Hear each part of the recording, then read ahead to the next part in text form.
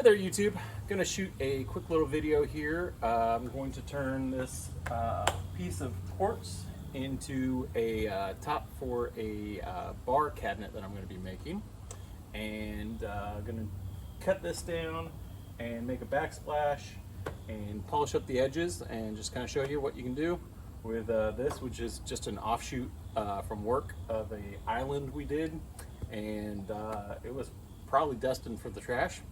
So I got it for free, and we're going to turn it into something pretty cool. So this first video, just going to be cutting and polishing, showing you what it's all about, using this little wet tile saw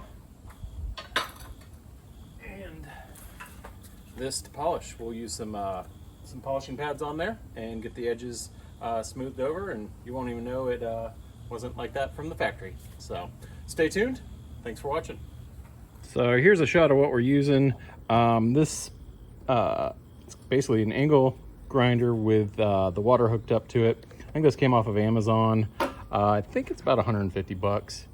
And then this is just a flex tile saw. You can get it from Lowe's, and I think it's about 160 bucks these days. So we're going to use these. Comes with this fence. I'm actually going to have to make 2 cuts because the fence doesn't go far enough. You could just get yourself a straight edge and do the cut that way, but that's not how I'm going to do it today.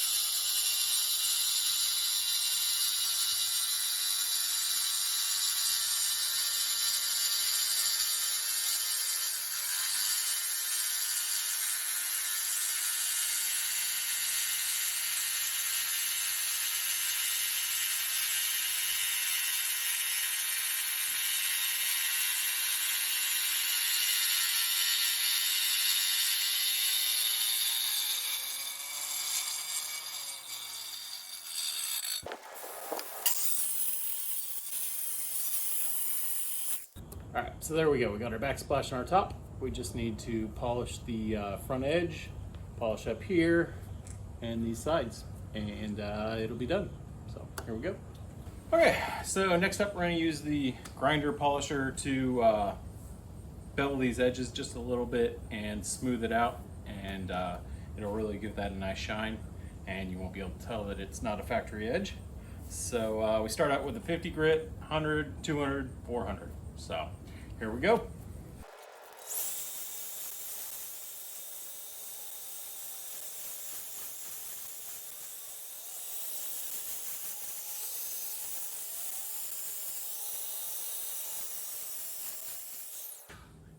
Okay, so I'm not too worried about these edges because very little of this is actually going to be shown just based on the design.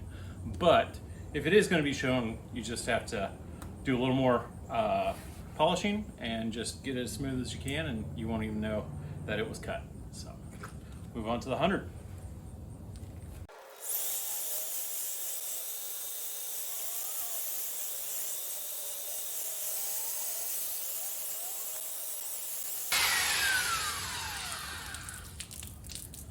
So most of the cutting you're going to do is with the 50 and the 100, so just be very careful. Always keep it moving. When you get to the 200, it'll still do a little bit, and then the 400 basically just polishes it. You can be a little less careful, I guess, with that. But no matter what, whichever pad you're using, just keep it moving so you don't gouge it. And yeah, practice is really the only way to figure this out.